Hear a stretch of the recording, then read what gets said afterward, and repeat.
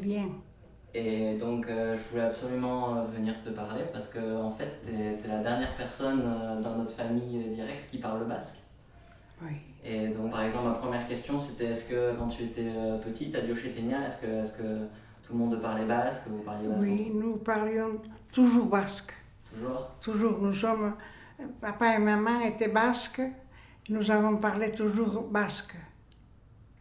Et on n'a parlé que le basque. Que le basque? Oui. Ça t'arrive toujours, par exemple, quand tu vas voir Ocho Pierre, tout ça, de parler en basque avec lui? Oui, je parle encore avec mon frère toujours en basque, toujours. Voilà. Nous savons mieux que le français, le basque. Et moi, ce que je me souviens, c'était souvent quand on était à Egomendi, c'est que souvent on était à la table comme ça, et avec Aitachi, vous parliez en basque, et on ne comprenait pas et tout, vous disait des choses en basque.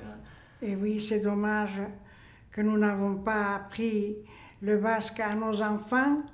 Ils comprennent, mais mon mari disait qu'on ne pouvait pas aller plus loin que Bayonne. Mais ce n'est pas vrai. Toi, t'as jamais eu envie de quitter le Pays Basque, maman? Non, jamais, jamais. Nous sommes d'ici, nous sommes nés à Diochéténia, plus haut que le Pas-de-Roland. Je suis de ce village, tu comprends, et alors j'ai jamais eu envie de quitter.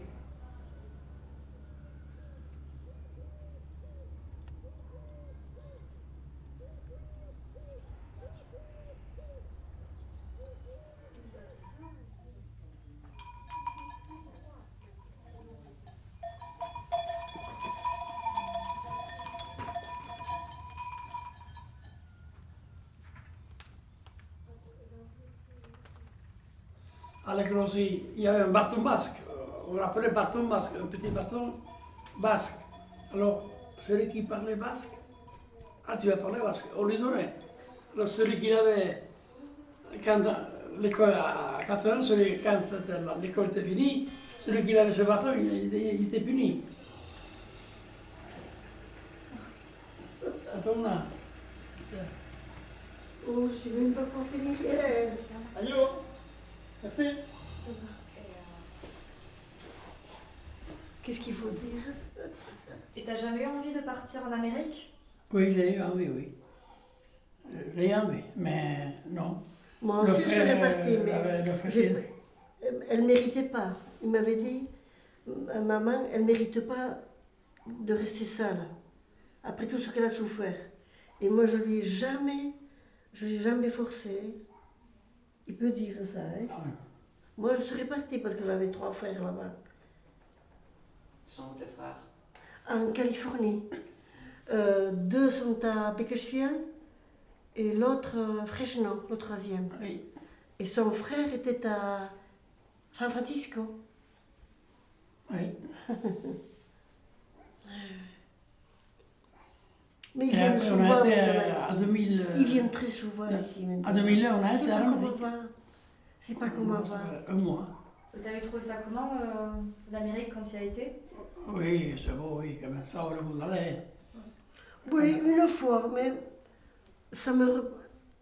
j'aurais pas envie de repartir, tu vois. Mais j'étais très contente de voir où c'est qu'ils vivent, mes frères. Mais ils ont souffert. Parce qu'ils étaient partis d'abord berger, il fallait signer. D'abord berger. Alors à la montagne, ces grandes montagnes, tout seul là-bas pendant la nuit, tout ça, dans des roulottes. Et les coyotes, je ne sais pas comment on appelle ça, Ah oui, ça. qui hurlaient dehors. Son frère, ils étaient partis très jeunes, alors. Très jeunes. And tell me, when you're here, what do you miss from Colorado? I miss everything I had over there. Good. When you went to America, you began as a sheep herder, is that right?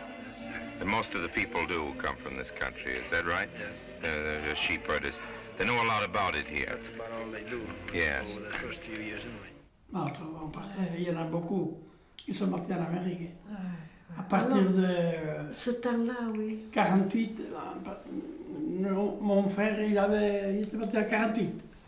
Et à partir de 48 jusqu'à 55, là, beaucoup ils sont partis. Basques. Comme Hergé, quoi, pour gagner des sous, quoi. Ici, il n'y a pas de boulot, quoi. C'est la contrebande qui les a sauvés quand ils étaient jeunes. Ouais, on gagnait quelque chose. Pour gagner quelque chose. Parce qu'il n'y a pas d'argent, hein. Il y a des petites fermes. C'est des petites fermes ici et il n'y a pas d'argent. Hein. Alors, tout le monde faisait la contrebande. Mais c'était fatigant. Hein. Après, une fois, faire le service militaire, j'avais laissé. Après, j'avais abandonné parce que tout le monde ne peut pas suivre l'affaire. Mais là, on était jeunes, j'avais 20 ans. Et... Tu as eu transporté des câbles de... Des peaux aussi, des peaux de mouton. Des peaux de mouton et aussi du câble... Du cuivre. Du cuivre. Du cuivre. Vous vous rendez compte? Et pendant la nuit, et puis il ne fallait pas allumer la lampe électrique, parce que les douaniers, ils allaient s'apercevoir. Autrement, comment c'était avant? We placed this camera directly on an international border. Over on that side is the ancient kingdom of Navarre, and there, where the low Pyrenees start ambling down to the sea, is France. It's still pretty heavily guarded up here, and for quite a time after the war in Spain, this border was closed, tight, a sort of miniature iron curtain. At least that was the theory. But in war or peace, old times are new to the people who actually live up here. This border has always been more of a theory than a fact. A theory of the French and Spanish governments, whose vigilant customs officers patrol it. No, the people who live here are neither French nor Spanish. They're Basques. And the rise and fall of other republics, other kingdoms, has never made them forget it, that they're Basques. And that Basques are what Basques are.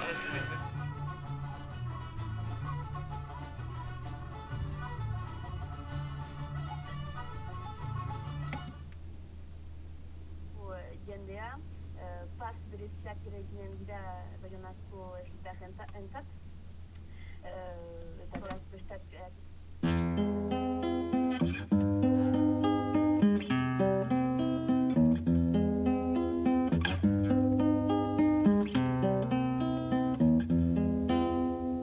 Haika mutil jeikiadi, argia den miradi, baina usia argia da, kuroilarra kanpoan da.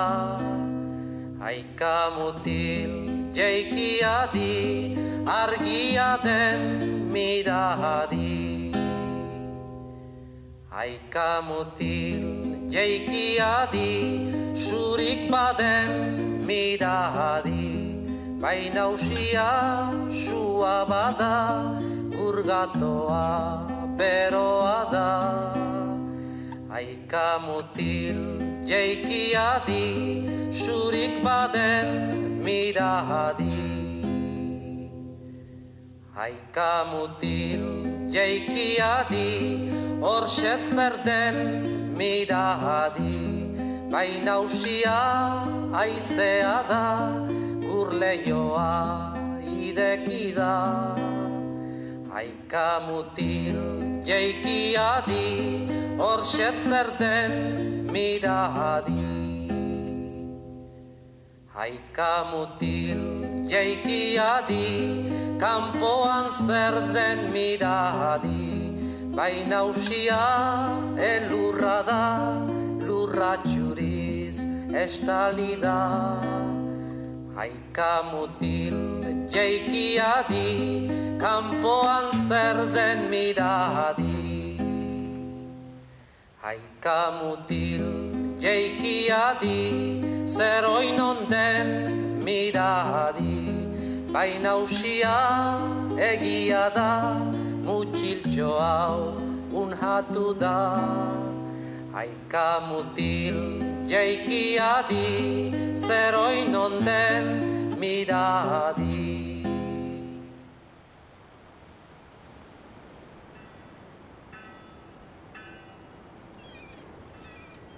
Je m'intéresse beaucoup en ce moment au cinéma basque et films basques. Je sais pas si t'as pu déjà en voir des films basques. Non, on l'a jamais vu, non. Non, c'est vrai. J'aimerais voir, oui, mais vous avez une bonne idée d'aller en Espagne. Ouais. Mais on va aller voir Guernica, on va aller voir là. Ah ben oui, vous allez voir Guernica. Tu y es allé, toi, non? Oui, j'étais. T'as vu là? Avec papa, oui, oui.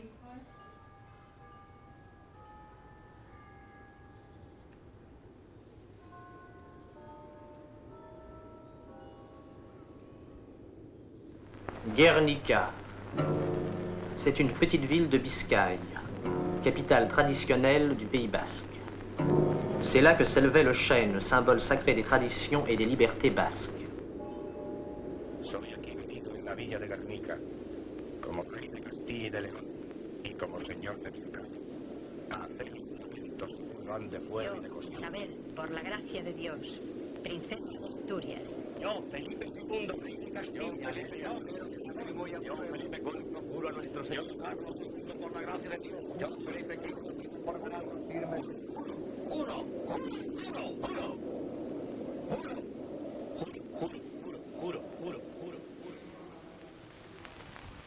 Pues el hombre no será otro pueblo, otra historia, otra lengua y otro porvenir que los que cada día de su vida sean capaces de forjar.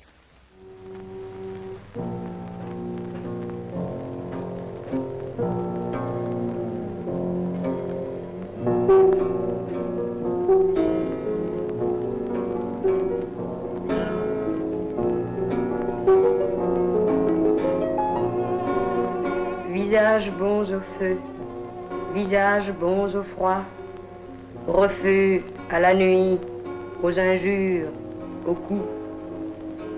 Visages bons à tout, voici le vide qui vous fixe. Pauvre visage sacrifié, votre mort va servir d'exemple.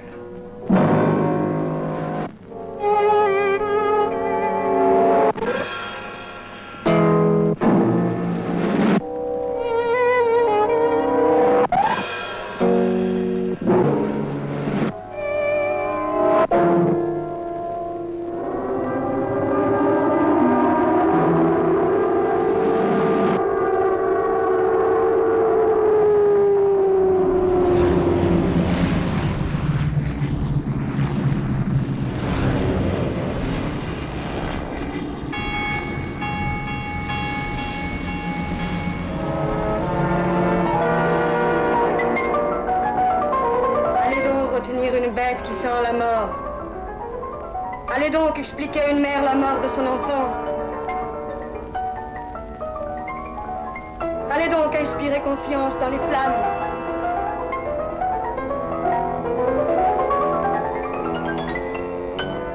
Il n'y a qu'une nuit, c'est celle de la guerre, grande sœur de la misère et fille de la mort répugnante, appelante.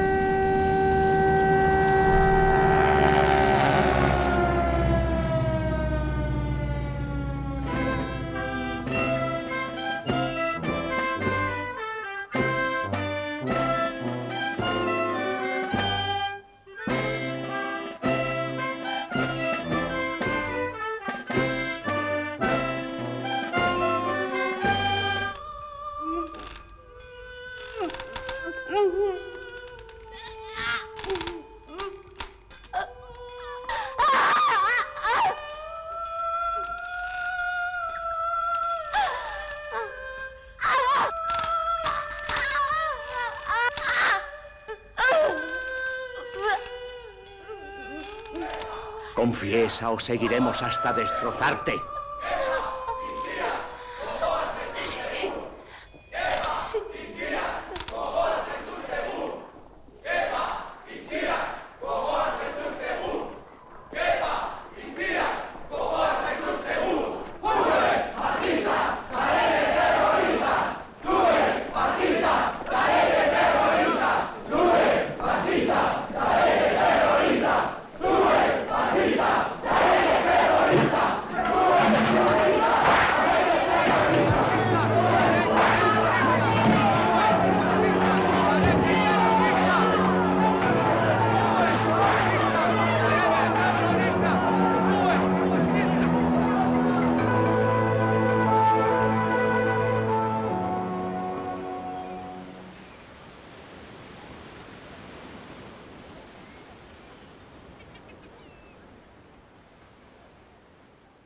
Nous, dans la famille, on n'avait pas de théâtre, de batachuna, on n'était pas très politisés.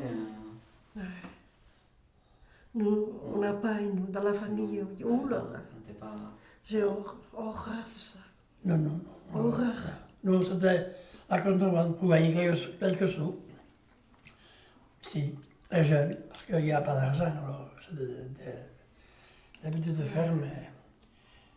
On sortait nous aussi un peu le dimanche, pas maintenant, mais si on avait quelques sous, c'est à la poche, on était content. Hein.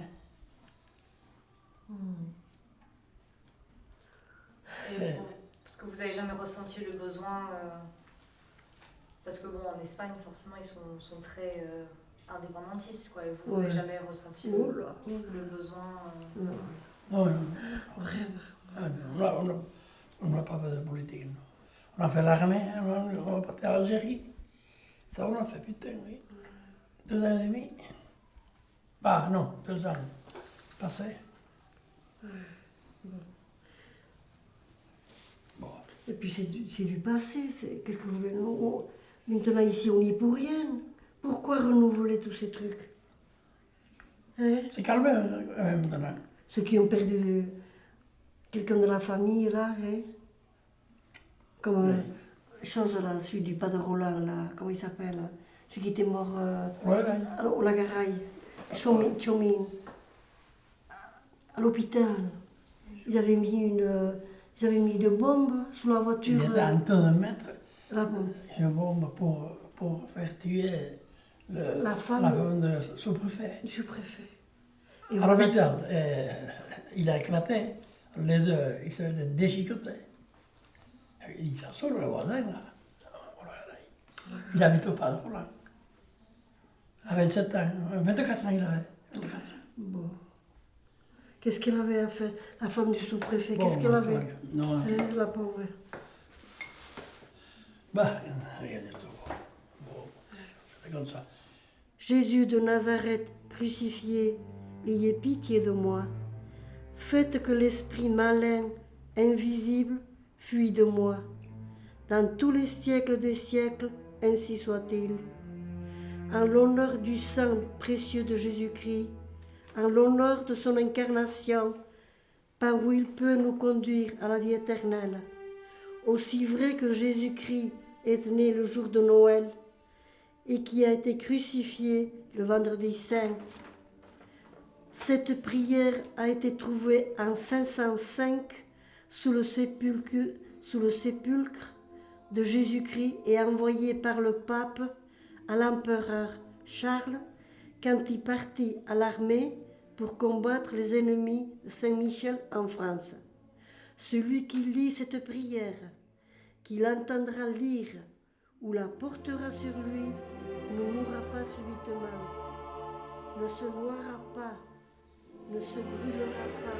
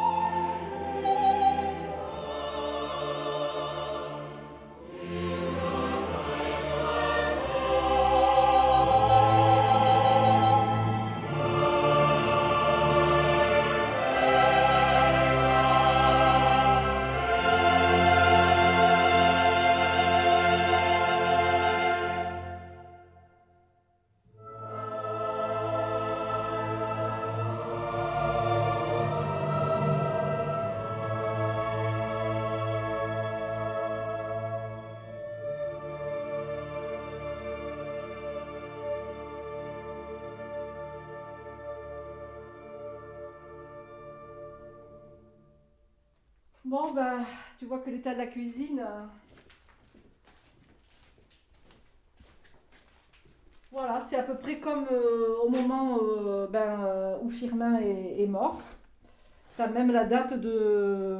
Voilà, j'ai retrouvé la date de son décès. C'était le 20 juin 1991. Voilà. Et rien n'a été touché, sauf que les plafonds, entre-temps, se sont effondrés, quoi. À mon enfance, c'était pas comme ça. Parce que dans mon enfance, là, c'était...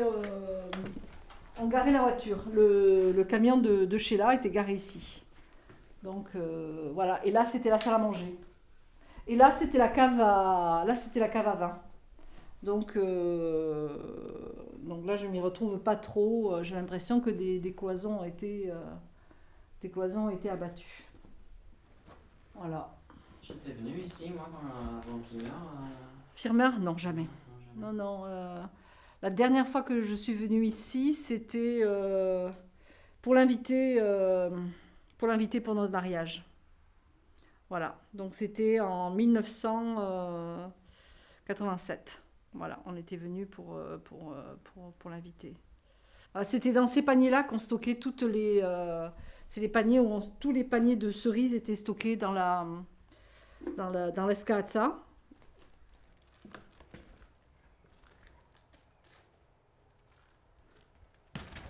Donc ça fait de la peine de voir ce qui était considéré comme des plus belles fermes du village. Même certains m'ont dit une ferme pilote. C'était une ferme pilote. Et de la voir comme ça, voilà. C'est comme ça qu'ils communiquaient. Oui, on le voit dans le film d'Orson Welles. Adieu chez Télia, entre fermes, ils se faisaient des signes avec des mouchoirs. La tradition basque fait que c'est l'aîné qui hérite de la propriété et les autres doivent partir. Donc les filles se marient et les garçons, soit ils deviennent curés ou ils devaient partir en Argentine. Mais les exploitations étaient trop petites pour être partagées. Et donc c'est comme ça qu'il est parti en Argentine, chez ses oncles d'abord, donc qui l'ont accueilli à Buenos Aires. Et après il est parti dans la Pampa. Donc en tant que régisseur d'une immense... mais c'était des immenses domaines de plusieurs milliers d'hectares et avec plusieurs milliers de bétail. Parce que le rêve de tout Basque, c'était de revenir donc vers sa terre, vers le Pays Basque. C'était ça, l'idée c'était une fois de faire fortune, entre guillemets, mais c'était surtout de pouvoir acquérir sa propre ferme. Donc lui, il est rentré, il avait 7 ans et son frère aîné, Firmin, avait 11 ans. En fait, il en a gardé une grande souffrance d'être rentré donc ici, parce qu'il a le rêve et puis à la réalité. La réalité, c'était qu'en fait, ils ont été très mal acceptés ici. Tu me disais que ta grand-mère était très malheureuse. Ouais, je pense qu'elle a été très malheureuse. Très, très malheureuse parce qu'elle n'a jamais vécu pour elle. Sa vie, c'était au service de ces hommes qui étaient assez rudes, rustres, alors qu'elle, elle était raffinée, elle cousait, c'est elle qui m'a appris le français, qui m'a appris à écrire l'alphabet. Elle était douce et complètement écrasée dans ce monde d'hommes. Il est né en Argentine, clairement, Oui, il est né en Argentine. Alors lui, il se souvenait très bien de l'endroit où il était né. Donc je sais que c'était province d'Idiazabal. Je me souviens plus. C'est quoi son village, Idiazabal? Mais je me souviens plus du lieu de naissance exactement. Alors là, c'est tous ces disques basques. Voilà. Choutik, ça veut dire debout. Voilà, on est debout. Patachuna.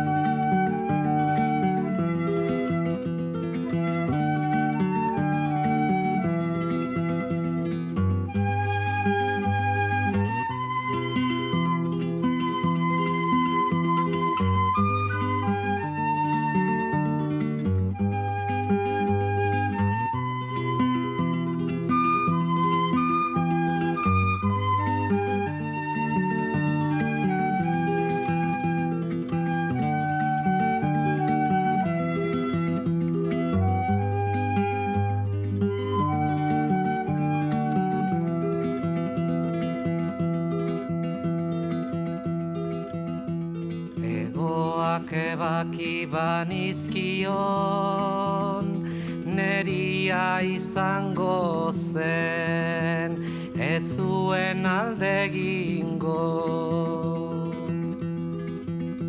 Egoak ebaki banizkion, neria izango zen, ez zuen alde egingo. Baina nonela, ez zen gehiago txoria izango. Baina nonela, ez zen gehiago txoria izango. Eta nik txoria nuen maite. Eta nik txoria nuen maite.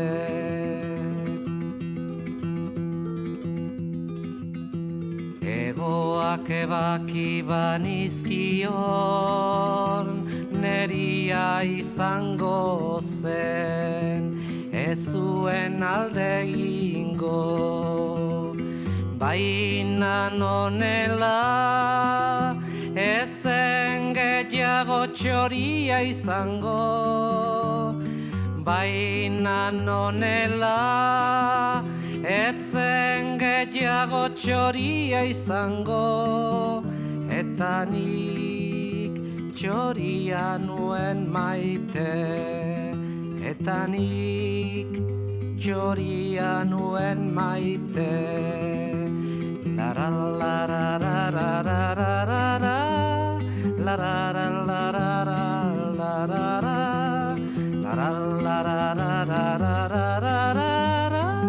la la la.